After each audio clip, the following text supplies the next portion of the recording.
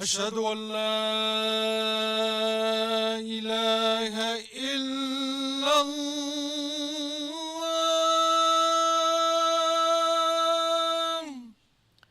أشهد أن لا إله أشهد أن لا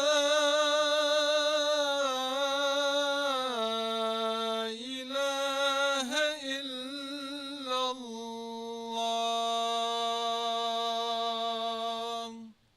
أشهد أن لا إله أشهد أن محمدًا رسول الله.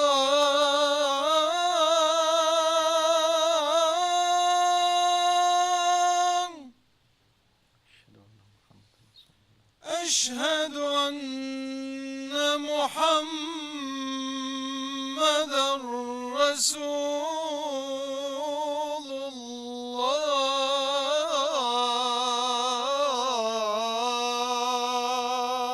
أشهد أن محمدًا رسول الله.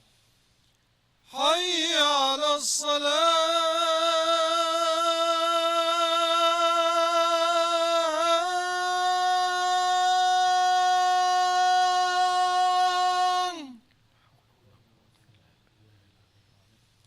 حي على الصلاة.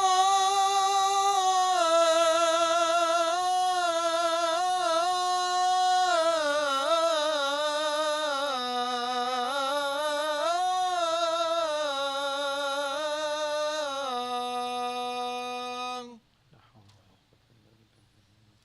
حي على الفلاح.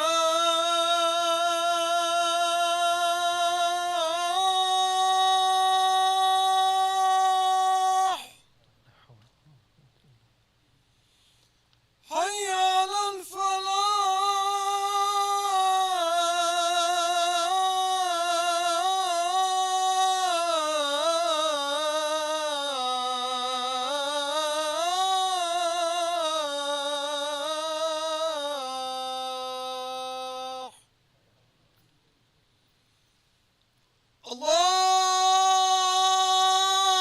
الله أكبر.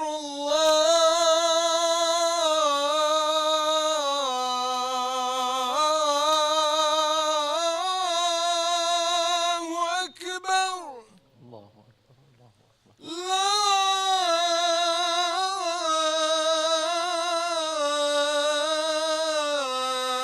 إله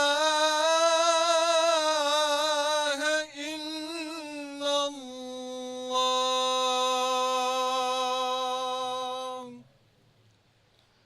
اللهم رب هذه الدعوة التامة والصلاة القائمة والسلام بعث المقام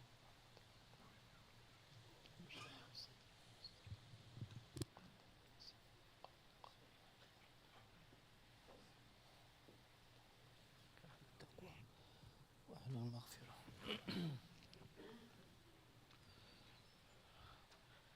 أعوذ بالله من الشيطان الرجيم. بسم الله الرحمن الرحيم. إن الحمد لله نحمده ونستعين به ونستغفره ونستهديه، ونعوذ بالله تعالى من شرور أنفسنا ومن سيئات أعمالنا.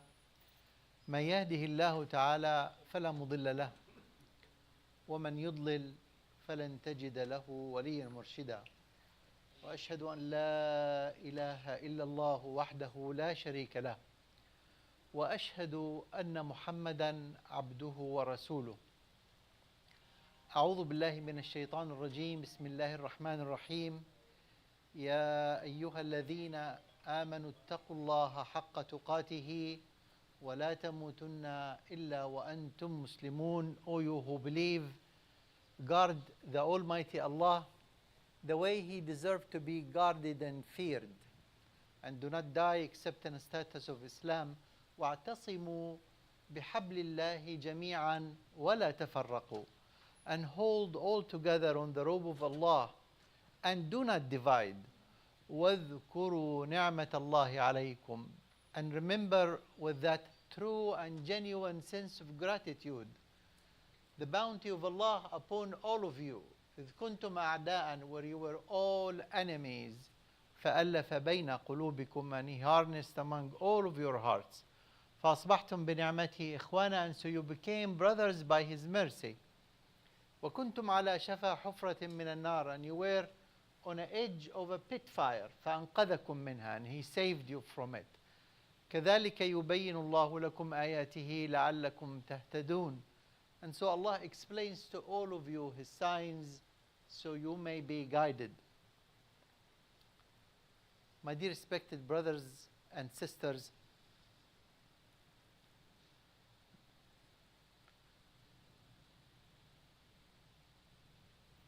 we live every day conscious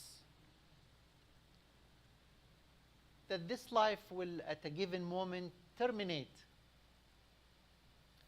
And until this moment arrives, Allah subhanahu wa ta'ala will test us with hardships and difficult times. And we all experience these difficult times on a personal level and also as a ummah, as a nation. As far as this man is concerned, I don't think I have experienced more hardship in my entire life, more than what I have experienced in the past 2 years.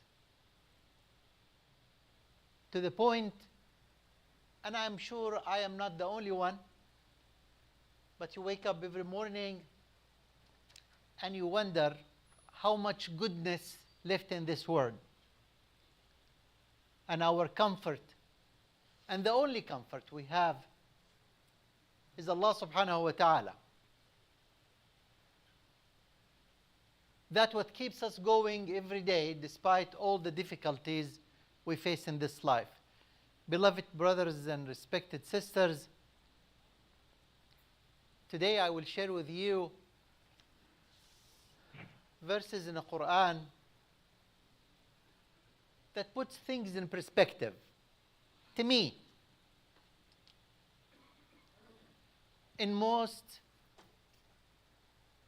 always when I feel disarray, not focused, and I need to be grounded, and I needed to have some emotional and mental and other guidance to stay the course. It is like somebody who is driving on a highway, it is rainy or snowy, and the roads or the sign on the highway and the roads on the street, sometimes they get blurry and driving becomes difficult, and I have no choice but to drive, and I have no choice but to continue. And I pray to Allah subhanahu wa ta'ala every moment I can see a sign to remind me that I am on the right track.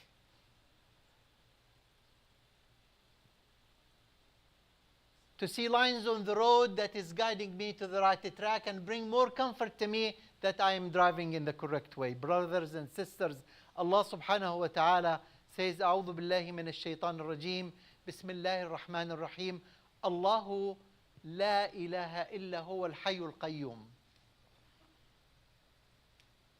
الله لا إله إلا هو الحي القيوم. That Allah subhanahu wa ta'ala, there is no God but Him. And Hayy, He is the eternal. Qayyum, He is aware of everything, and everything is happening under His control and under His wisdom. And Allah subhanahu wa ta'ala is aware of this. Qayyum means in His hand everything that requires a life or sustenance or to be sustained, it's in the Allah subhanahu wa ta'ala's hand. Qa'im, Qayyum. This is assurance. Because in the past, I used to have some assurance and a people who speak my language. And now I am not sure. In the past, I used to have assurance and confidence on the people who are sharing with me the same deen.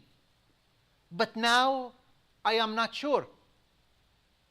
In the past, I had some assurance that humanity will not deviate to the point that it will allow the mess and the chaos that we are experiencing outside. But now I am not sure. I am not sure of anything. And that makes me uncomfortable,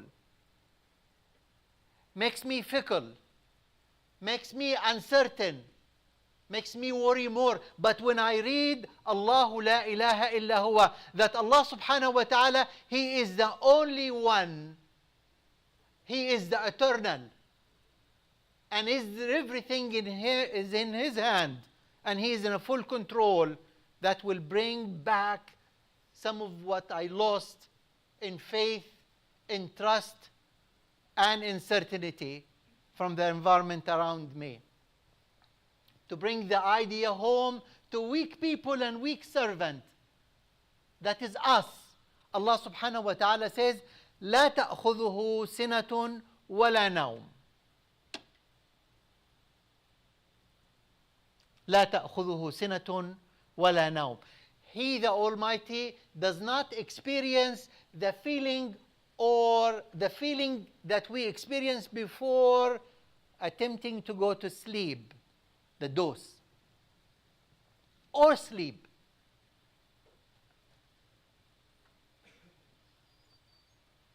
He's aware.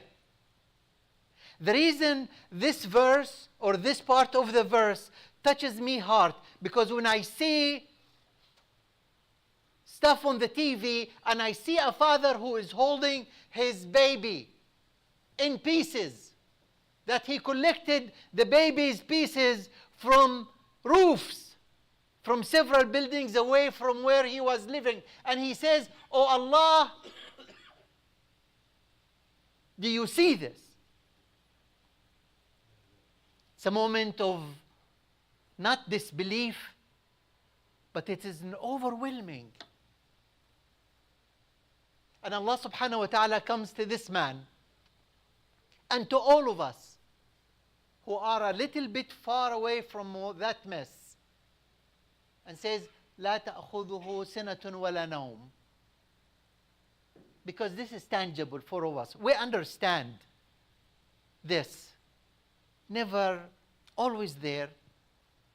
The experience of sleep doesn't even get there. له ما في السماوات وما في الأرض. Further assurance that to Him in the heaven and to Him belongs everything in the heaven and the earth. Assurance. Allah, I need it. I do.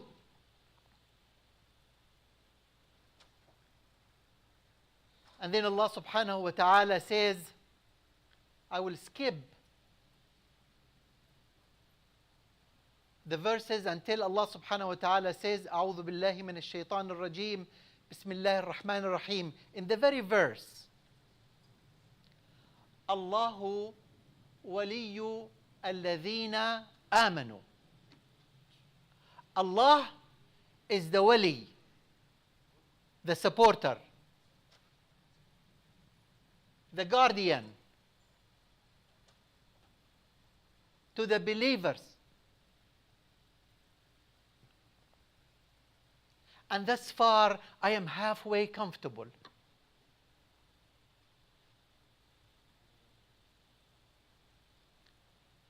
That Allah subhanahu wa ta'ala is the guardian and wali for the believers. And Allah subhanahu wa ta'ala puts it in terms that He wants us to be aware of. What does that mean? Does it mean we will have sustenance and food and drink and air every single day? Yes. Does it mean that we will never die until and unless He allows? Yes. Does it mean that there is nothing happens to us of harm unless Allah subhanahu wa ta'ala allows it? And nothing will happen in a benefit unless and until Allah subhanahu wa ta'ala allows it. All of the above. But the most important one is when Allah subhanahu wa ta'ala continues saying, يُخْرِجُهُمْ مِنَ الظُّلُمَاتِ إِلَى النُّورِ. I needed all of the guardianship that we mentioned before, but this one is where I find most my comfort. That Allah subhanahu wa ta'ala will take us, believers, from dhulumat. Dhulumat is the plural of dhulm or dhalam. All of the darkness and all of the disarray that we see outside the society. From all these dhulumat and darkness, in a plural sense, to a nur, to the light.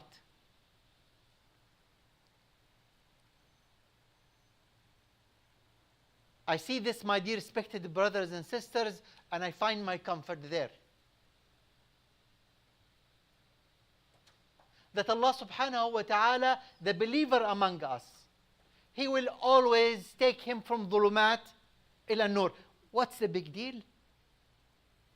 What is the big deal? It is a big deal. Because the Prophet sallallahu alayhi wasallam says in the hadith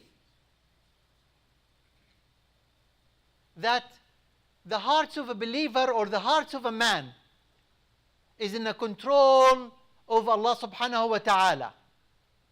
That Allah subhanahu wa ta'ala flip it in any way He wants.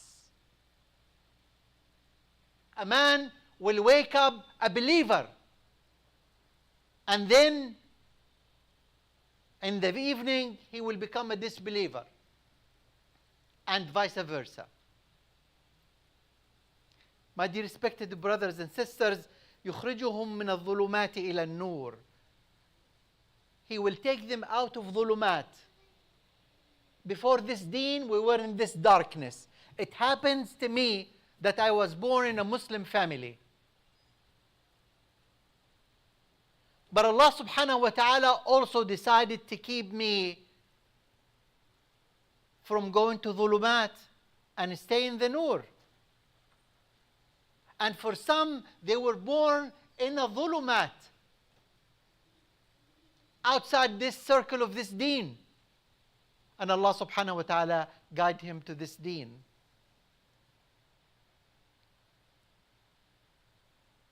And Allah subhanahu wa ta'ala, to assure all of us, He says, إِنَّا نَحْنُ نَزَّلْنَا الذِّكْرَ وَإِنَّا لَهُ لَحَافِظُونَ. That Allah subhanahu wa ta'ala revealed the Quran. Dhikr is not the recitation of the Quran. Dhikr means the way of living in this Quran. وَإِنَّا لَهُ لَحَافِظُونَ, and we will guard it and protect it. And in this I find my comfort. And you will find later on in the khutbah the other side. My dear respected brothers and sisters, again, there is no worse feeling in life than being unsure or doubtful. It is difficult feeling if there is no hardships around you. But if there are hardships around you, then it becomes more important and more comforting. That Allah subhanahu wa ta'ala, like when somebody says in the YouTube, if any believer or a Muslim imam recite the Quran and he makes a mistake, you will find tens of people behind him will correct him. This is for the last thousands and thousands and thousands of years and centuries. إِنَّا نَحْنُ نَزَّلْنَا الذِّكْرَ وَإِنَّا لَهُ لَحَافِظُونَ. Ibn Umar radiyallahu anhu, he was in the company of another companion, and Ibn Umar sneezed. And the companion told him, يرحمكم الله وصلى الله على سيدنا محمد. I'm sorry, Ibn Umar says يرحمكم الله. So the companion replied, Alhamdulillah وصلى الله على سيدنا Muhammad. Ibn Umar replied, says, ما هكذا علمنا رسول الله. This is not the way the Prophet sallallahu alaihi wasallam taught us. You just say, Alhamdulillah, Yarhamukumullah, Alhamdulillah. On this specific and very tiny matter, Allah subhanahu wa ta'ala protect this deen and guided us to this deen. My dear respected brothers and sisters, Allah subhanahu wa ta'ala put him on himself to guide us, to see the truth and to sustain that truth. I'll tell you 3 stories. Because this deen came to meet the fitrah, the way Allah subhanahu wa ta'ala created us in nature. And I have 3 true stories. One of them is a friend of my wife took her to eat pizza. So my wife, after they ate pizza, she gave one of the kids $5 so he can play with the games. He is 9 years old. He's not a Palestinian, he's a Kurdish. He never saw Palestine. He probably did not know anything about Palestine. So he took the $5 back and he was mad and angry on my wife that she gave him this money. And he says, no, save it for the kids of Gaza. This is right here in this zip code. A kid who was born here, who does not, his lineage is not coming from a Palestinian family or anything. But this is his fitrah. That many people with high degrees could not see this fact. And many people with beards and leading the prayers in some Muslim countries, masjids, did not see that. And he said, save it. And he was genuinely mad. It is exactly like a brother from Somalia who I met, and I said, the God-chosen people wants to deport us and exile us to Somalia. Would you take us? He said, no. Because we are coming to Gaza. And we are coming to Al-Quds. Nobody is leaving. It is exactly the same from a girl from Guatemala, non-Muslim, 21 years old. She swears to me that she cries every single evening. She could have been partying. And the country that she is from, they have their own trouble and own problems. But she says, Fadi, you are the only Palestinian I know. I just want to tell you how horrible this is going on. This is fitrah, this is guidance from Allah subhanahu wa ta'ala. My dear respected brothers and sisters, on the other hand, Allah subhanahu wa ta'ala says, وَالَّذِينَ كَفَرُوا أَوْلِيَاؤُهُمُ الطَّاغُوتِ. And to the one who are disbeliever, أَوْلِيَاؤُهُم, their guardian, protectors, posse, team, is طاغوت. طاغوت is shaitan. And then Allah subhanahu wa ta'ala says, يُخْرِجُهُمْ, Allah subhanahu wa ta'ala will take them from light to darkness. And this is the only reason or the only comfort or the only way I can explain all of this mess. Because no man with a sound heart can live with this or accept this or even entertain this. Not in Gaza, not anywhere. And Allah subhanahu wa ta'ala said, now I can understand. When Allah subhanahu wa ta'ala takes somebody from the light to the darkness in plural, I can understand. My dear respected brothers and sisters, in this darkness, they misrepresent or misvalued the value of life, this one, and the hereafter.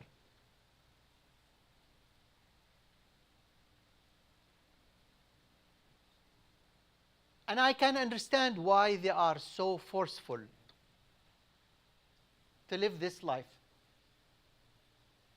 Because there is no hereafter for them after that, except the punishment. But in their mind, this is it. Whatever we attain in this life is the gain and the true gain. And whatever we do not attain, it is a loss. And so we will take it and fight for it regardless of any morals or any values. That's why, my dear respected brothers and sisters, when Allah subhanahu wa ta'ala takes someone from dhulumat to the nur, no values, no human values left, that he or she will be abided by. My dear respected brothers and sisters, wonderful view in the story of Musa alayhi salam. Fir'aun says to the followers of Musa, أعوذ بالله من الشيطان الرجيم بسم الله الرحمن الرحيم لأقطعن أيديكم وأرجلكم من خلاف. Because the only thing they did is they left darkness to the light. And they understood the value of Musa alayhi salam and his teachings. And this is enough crime for Fir'aun to say, أُقَطِّعَنَّ أَيْدِيَكُمْ وَأَرْجُلَكُمْ مِنْ خِلَافٍ. I will cut the right arm and the left leg and vice versa. وَلَأُصَلِّبَنَّكُمْ فِي جُذُوعِ النَّخْلِ. I will put you on a cross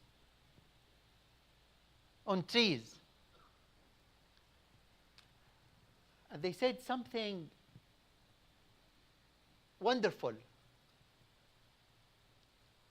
very comforting. Now, he promised them all type of punishment. And they says, قالوا لن نؤثرك على ما جاءنا من البينات والذي فطرنا. We will not replace the guidance that we receive from Allah subhanahu wa ta'ala and follow you. فَقْضِ مَا أَنْتَ قَاضٍ. Do whatever you want to do. إنما تقضي هذه الحياة الدنيا. The only judgment you can have on us, the limitation is this life and this life only. That's the most you can do. And for a person who knows that this life is it, this is a lost stand. But for a person like you who knows that the life is not it, what Allah subhanahu wa ta'ala prepared for the believers and the people who are steadfast on this deen is what it is, not this life. فَقْضِ مَا أَنْتَ قَاضِي إِنَّمَا تَقْضِي هَذِهِ الْحَيَاةُ الدُّنْيَا. And then Allah subhanahu wa ta'ala continued the verse, وَاللَّهُ خَيْرٌ وَأَبْقَى. Allah subhanahu wa ta'ala, regardless of the benefits of paradise and all what we receive, خَيْرٌ وَأَبْقَى is better and everlasting. My dear respected brothers and sisters, that is why when a believer does not have much of a value of a dead body, we don't. Once somebody died, the Prophet ﷺ taught us to put him in a grave, but that's it. The others, the dead body matters to them because it is material. It is limited to this life. It is contained on the values of this life. But you will never find a believer grieving on a dead body after it's dead. Or we know it's going to be deteriorated, it is going to go. It is just a container for what is more valuable, that is the soul. And it is only holding the soul temporarily in this worthless life to the worthy life. Change of perspective and change of understanding. My dear respected brothers and sisters, these people who Allah subhanahu wa ta'ala took from dhulumat ila nur, they forgot, and even if they did not forget, they do not realize what the Prophet sallallahu alaihi wasallam says, إِنَّ اللَّهَ لَيُمْلِي لِلظَّالِمِ حَتَّى إِذَا أَخَذَهُ لَمْ يُفْلِتَهُ. That Allah subhanahu wa ta'ala will allow the zalim to do all of the wrongdoing, killing, destroying, and all of this. But when Allah subhanahu wa ta'ala gets hold of him, He will not let go of him. My dear respected brothers and sisters, in Ayatul Kursi, a comfort for all of us. And Allah subhanahu wa ta'ala show us where we are. يُخْرِجُهُم مِّنَ الظُّلُمَاتِ إِلَى النُّورِ. And show us who they are. يُخْرِجُهُم مِّنَ النُّورِ إلى الظلمات. أقول قولي هذا وأستغفر الله لي ولكم فاستغفروه.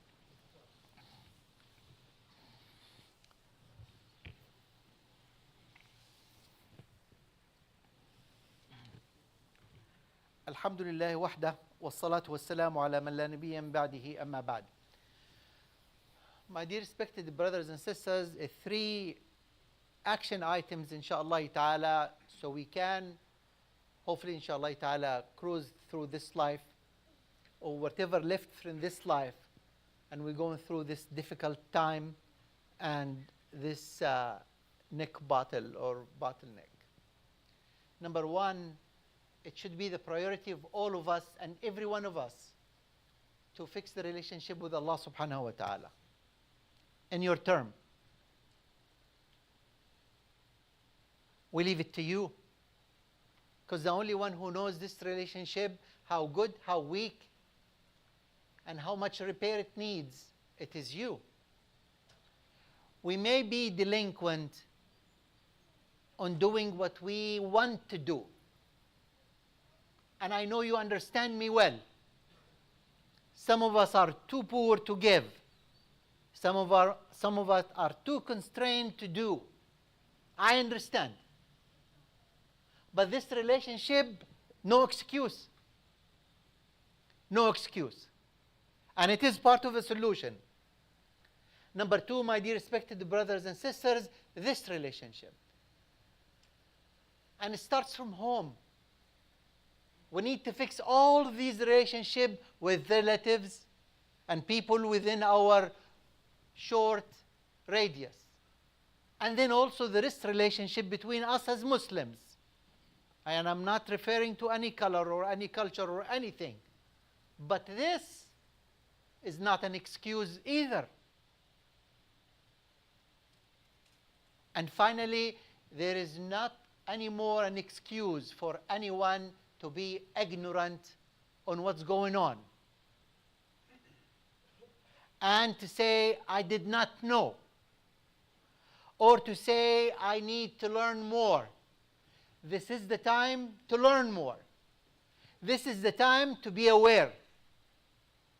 Because a person who is ignorant in these times, he is complicit and contributing to a shed of blood and a loss of honor.